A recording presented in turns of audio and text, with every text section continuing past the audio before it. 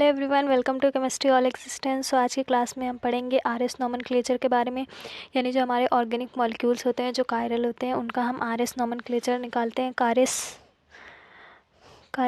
Chiral molecules basically उस compound को कहते हैं, जैसे कोई हमारा कार्बन एटम है उससे 4 डिफरेंट ग्रुप्स अटैच हैं तो उसे हम कायरल सेंटर कहते हैं। कोई भी हमारा कार्बन एटम है उससे जब 4 डिफरेंट ग्रुप्स अटैच होते हैं तो ऐसे कार्बन एटम को हम कायरल सेंटर कहते हैं और इसका ही हम आरएस नोमेनक्लेचर निकालते हैं। सो आरएस नोमेनक्लेचर में आर जो होता है, आर का मीन्स होता है राइट, यानी कि क्लॉकवाइज। आर का मीन्स होता है राइट। और जो एस होता है इसका मीन्स होता है लेफ़्ट, यानी कि anti clockwise. So R means होता है क्लॉकवाइज और जो एस होता है इसका मीन्स होता है एंटी क्लॉकवाइज। ठीक है। सो जो आरएस नोमेनक्लेचर होता है वो बेसिकली कुछ रूल्स को फॉलो करके लिखा जाता है, जिसे हम सीआईपी रूल्स कहते हैं। सीआईपी रूल्स जो है वो बेसिकली प्रायोरिटी ऑर्डर के लिए होते हैं कि हमें प्रायोरिटी देनी होती है। फॉर एग्जांपल एटॉमिक नंबर सबसे पहले हम देखते हैं, जिसका एटॉमिक नंबर ज़्यादा होता है उसे फर्स्ट प्रायोरिटी देते हैं। सेकंड हम देखते हैं सिस एंड ट्रांस, यानी कुछ ऐसे मॉलिक्यूल्स होते हैं जिनमें सिस एंड ट्रांस होते हैं तो उसमें सिस की प्रायोरिटी जो होती है वो ट्रांस से ज़्यादा होती है। और अगर हमारा एटॉमिक नंबर सेम आ जाता है, किसी मॉलिक्यूल में एटॉमिक नंबर सेम हो जाता है तो फिर हम मास नंबर को देखते हैं, जिसका मास नंबर ज़्यादा होता है उसकी प्रायोरिटी ज़्यादा होती है। और थर्ड जो पॉइंट होता है वो होता है atomic atom and lone pair में, यानी जो एटम होता है उसकी प्रायोरिटी ज़्यादा होती है as compare to lone pair. कुछ मॉलिक्यूल्स ऐसे होंगे जिनमें आर और एस नोमेनक्लेचर दोनों फाइंड होगा तो उसमें जो आर होगा उसकी प्रायोरिटी ज़्यादा होगी as compare to S nomenclature. और जो हेलिकल कंपाउंड्स होते हैं, यानी हेलिकल कायरलिटी जो होती है, उनमें हम आर एस नोमेनक्लेचर नहीं निकालते, उसमें basically M and P nomenclature निकाला जाता है। तो ऐसे केस में एम की प्रायोरिटी ज़्यादा होती है एज़ कम्पेयर टू पी। ठीक है। तो ये सीआईपी रूल्स होते हैं, इनके अकॉर्डिंग ही हम किसी भी कायरल सेंटर का आर एस नोमेनक्लेचर फाइंड करते हैं। सो अब हम अपने आरएस नोमेनक्लेचर के कुछ एग्जांपल्स कर लेते हैं। ये हमारा एक कायरल मॉलिक्यूल है, ये कायरल सेंटर, क्योंकि हमारा कार्बन एटम में इससे 4 डिफरेंट ग्रुप्स अटैच हैं तो ये कायरल मॉलिक्यूल है। तो इसमें हमें सबसे पहले प्रायोरिटी देनी होगी यहाँ पर oxygen, nitrogen, carbon and hydrogen. जो डायरेक्टली अटैच्ड एटम होते हैं उनको देखकर ही प्रायोरिटी दी जाती है। तो इसमें जो हमारा ऑक्सीजन है इसका एटॉमिक नंबर सबसे ज़्यादा है तो इसकी प्रायोरिटी हो जाएगी 1। और फिर ऑक्सीजन के बाद नाइट्रोजन का एटॉमिक नंबर होता है तो इसकी प्रायोरिटी हो जाएगी 2nd। और कार्बन का एटॉमिक नंबर 6 होता है तो इसकी प्रायोरिटी 3rd हो जाएगी। और हाइड्रोजन जो होता है इसका एटॉमिक नंबर 1 होता है तो इसकी प्रायोरिटी सबसे कम हो जाएगी तो ये 4th नंबर पर आएगा। और जो हमारा वेज डैश प्रोजेक्शन होता है, इसमें जो हमारा 4th ग्रुप होता है, यानी 4 नंबर का ग्रुप है, ये हमारा डैश पोजीशन पर ही आना चाहिए। तब हम इसमें रोटेशन देखते हैं तो रोटेशन इसमें 1 2 3, तो ये हमारा क्लॉकवाइज रोटेशन, तो ये हमारा एंटी क्लॉकवाइज है, एंटी क्लॉक। जब हमारी एंटी क्लॉकवाइज रोटेशन होती है तो ये हमारा होता है एस। ठीक है। और इसमें 4th ग्रुप डैश पोजीशन पर ही है तो इसे हम एस ही लिखेंगे। इसी तरह से हमारा ये सेकंड एग्जांपल है, तो इसमें हम सबसे पहले प्रायोरिटी देंगे जिसका एटॉमिक नंबर ज़्यादा होगा उसकी प्रायोरिटी ज़्यादा होगी। तो यहाँ पर सल्फ़र का एटॉमिक नंबर सबसे ज़्यादा है तो इसकी प्रायोरिटी हो जाएगी 1। फिर हमारा फ्लोरीन का एटॉमिक नंबर होता है तो ये हो जाएगा 2। फिर कार्बन का ये होता है 3 और फिर हाइड्रोजन तो ये हो जाएगा 4। अब हम इसमें रोटेशन देखेंगे, रोटेशन 1 2 3, तो ये हमारा क्लॉकवाइज रोटेशन है। लेकिन इसमें हमारा जो 4th प्रायोरिटी वाला ग्रुप है, यानी कि जो हमारा 4 नंबर वाला ग्रुप है, ये डैश पोजीशन पर ना होकर वेज पोजीशन पर है।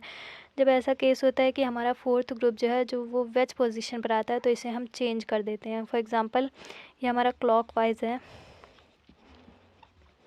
क्लॉकवाइज, तो क्लॉकवाइज के लिए हम आर लिखते हैं, लेकिन यहाँ पर जब हमारा 4th ग्रुप डैश पोजीशन पर नहीं होगा तो हम इसे चेंज करेंगे, आर की जगह एस लिखेंगे। अगर ये हमारा एस आता है तो हम इसे एस की जगह आर लिख देते हैं। ठीक है। लेकिन ये हमारा क्लॉकवाइज आर आया है तो आर की जगह पर इसे चेंज करके एस लिख देंगे। ये एक और एग्जांपल हम करते हैं, ये हमारा इम्पॉर्टेंट केस है। इसमें हम सबसे पहले प्रायोरिटी ऑर्डर के अकॉर्डिंग नंबरिंग करेंगे। तो सबसे फर्स्ट नंबर हम उसे देंगे जिसका एटॉमिक नंबर सबसे ज़्यादा होगा। तो यहाँ पर हमारा जो आयोडीन है इसका एटॉमिक नंबर सबसे ज़्यादा होता है, तो ये हो जाएगा 1, फिर ब्रोमीन 2, कार्बन 3rd, और जो हमारा हाइड्रोजन है 4th। इसमें जो हमारा 4th ग्रुप है वो प्लेन में है, यानी जो हमारा 4th प्रायोरिटी वाला ग्रुप है ये प्लेन में है। जब हमारा 4th वाला ग्रुप प्लेन में होता है तो हम इसमें 2 बार इंटरचेंज करते हैं, 2 टाइम इंटरचेंज।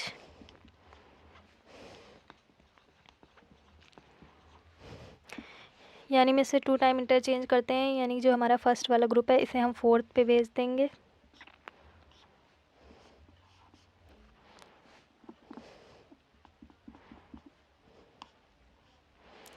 जो हमारा फर्स्ट वाला ग्रुप है इसे हम 4 से इंटरचेंज करेंगे। फर्स्ट वाला ग्रुप जो है उसे हम 4th पर भेज देंगे, तो ये फर्स्ट वाला हमारा 4th पर आ जाएगा, और जो 4th वाला है इसे हम 1 वाली पोजीशन पर भेज देते हैं। इसी तरह से हम सेकंड इंटरचेंज करेंगे, जो हमारा सेकंड ग्रुप है उसे हम 3rd पोजीशन पर भेज देते हैं, और 3rd ग्रुप को सेकंड पर इंटरचेंज कर देते हैं। सो अब हम रोटेशन देखेंगे तो ये हमारा 1 2 3, ये हमारा एंटी क्लॉकवाइज रोटेशन है।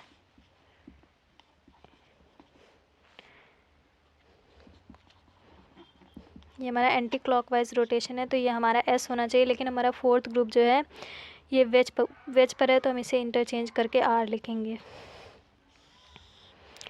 तो जब हमें फ्लाइंग वेज प्रोजेक्शन दिया होता है तो इसमें हमें 4th ग्रुप जो होता है ये हमारा डैश पोजीशन पर होना चाहिए। अगर डैश पर नहीं है तो इसे हम जो आता है हमारा RS नोमेनक्लेचर उसे चेंज करके हम दूसरे में कन्वर्ट कर देते हैं, ठीक है।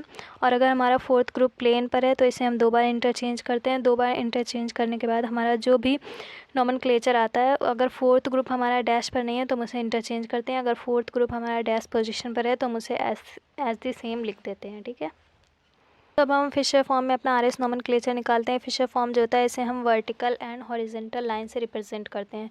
तो इसमें हम सबसे पहले नंबरिंग करेंगे, प्रायोरिटी ऑर्डर देंगे। तो सबसे ज़्यादा हमारा आयोडीन का एटॉमिक नंबर होता है, ये हो जाएगा 1st, फिर हमारा ब्रोमीन होता है ये हो जाएगा 2nd, फिर क्लोरीन 3rd और हाइड्रोजन 4th। जो फिशर फॉर्म होता है इसमें हमारा 4th जो ग्रुप होता है, 4th ग्रुप ये हमारा वर्टिकल लाइन पर होना चाहिए, शुड बी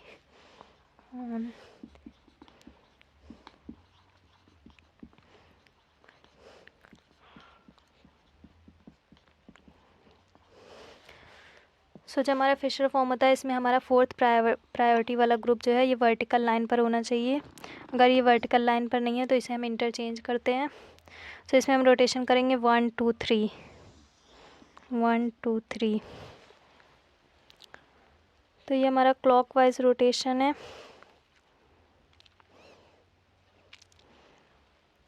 1 2 3 ये हमारा एंटी क्लॉकवाइज रोटेशन है, एंटी क्लॉकवाइज। तो ये एस होना चाहिए, लेकिन 4th ग्रुप हमारा हॉरिजेंटल लाइन पर है तो इसे हम चेंज करके आर लिख देंगे, ठीक है। क्योंकि जो हमारा फिशर फॉर्म होता है इसमें जो हमारी वर्टिकल लाइंस होती हैं ये हमारी डैश पोजीशन पर होती हैं, और जो हमारी हॉरिजेंटल लाइन होती हैं ये वेज पोजीशन पर होती हैं। सो 4th ग्रुप जो है वो हमारा डैश पोजीशन पर होना चाहिए। सो जब हम फिशर फॉर्म में लिखते हैं तो ये हमारा 4th ग्रुप वर्टिकल लाइन पर होना चाहिए। अगर वर्टिकल लाइन पर नहीं है तो हम इसे इंटरचेंज करते हैं, एस आएगा तो आर लिख देंगे, आर आएगा तो एस लिख देंगे, ठीक है। सो ये था आज का वीडियो। आई होप वीडियो आपको इन्फॉर्मेटिव लगा होगा। अगर इन्फॉर्मेटिव लगा हो तो लाइक शेयर करें, चैनल को भी सब्सक्राइब करें। मिलते हैं नेक्स्ट वीडियो में। Till then thank you so much.